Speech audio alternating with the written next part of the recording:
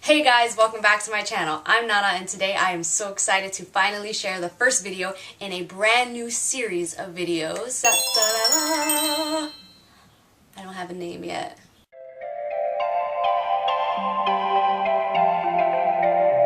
In this series, I'm going to be reviewing and discussing the different modes of transportation that are available to commuters in New York City. I really hope that this series will prove useful to you to helping you to get around. And if you have been in the city before, you live in the city, this can help you discover brand new areas to explore and new modes of transportation to utilize to get around. Today, we're going to be discussing the most well-known and widely used mode of transportation, that is the MTA New York City subway. For each mode of transportation that we discuss, we are going to talk about cleanliness, comfort, safety, ease of use, extent of reach, so basically the farthest you can get using this mode of transportation. At the end of the review, we'll sum it all up, we'll say the pros and the cons, and then we'll give an overall closing review on the mode of transportation. The New York City subway system is the largest and busiest transit system in America. There are 24 subway lines and 469 subway stations. It is the most widely used and busiest mode of transportation in the city.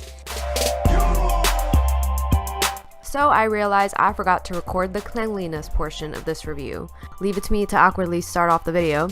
Pertaining to cleanliness on MTA New York City subway cars, on any given ride you may see light amounts of trash like napkins, food wrappers, and bottles, mostly food-related garbage. There are garbage cans on many platforms and at stations for you to throw your trash in. Many people resort to throwing their trash on the track or leaving it on the train, which contributes to the problem. Don't do that. This is why we have rats. There is an interesting plethora of scents you will come across. Try to catch them all. Ultimately, because you're coming in contact with widely used subway poles, doors, handrails, and seats, when riding the rails, it's best practice to keep your hands away from your eyes, nose, and mouth to prevent the spread of germs. Unless you're in a subway station that's above ground, which is about less than half of our subway lines, you will not get cell service underground. Hold up! Actually, as of January 9th, every underground station has cell phone coverage. Whee! The passengers. You will bump into a cast of characters when you are riding the subway. Some passengers will be loud.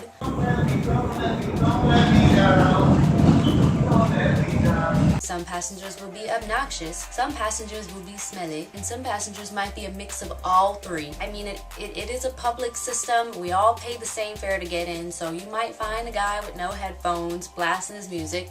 You might hear a guy clipping his fingernails. You'll have people come in with bikes, and the spokes are like poking everybody and ripping everybody's jeans. You might have some creepy passengers that'll stare you down the entire ride. There's performers, there's peddlers, there's solicitors, and there are thieves, which we'll discuss later in the safety section.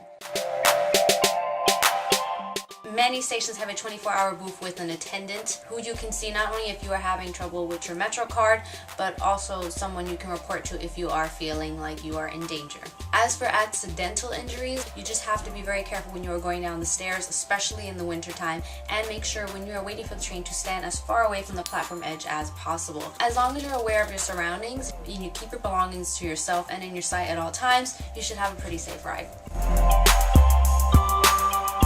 The reason the subway system in New York is so popular is because it's so easy to use. You buy your Metro card, you swipe through the turnstile, ride to your destination, that's it. It's so easy.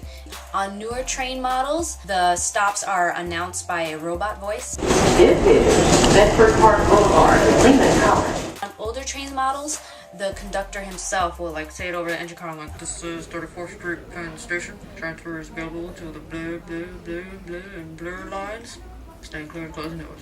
One thing I might add is that due to the size of this system, there are delays to be expected. As for service changes, you will see flyers put up on platforms and in trains. Conductors will make announcements about the change, and if you use real-time apps, those will be updated as well.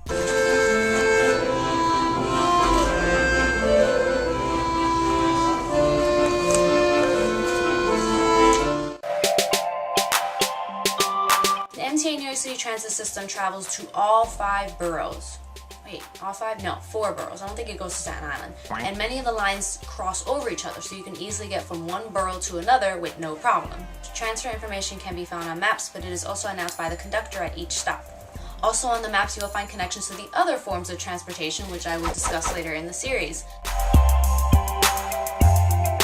So the pros of the MTA is that it is the most far-reaching, fastest, and preferred form of transportation in the city.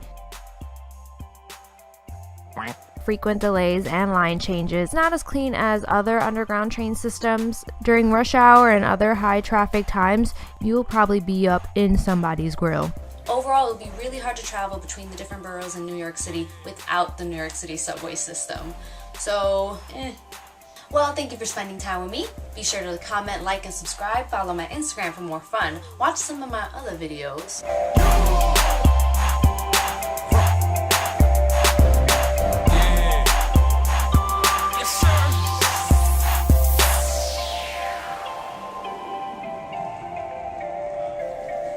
I love you. Bye.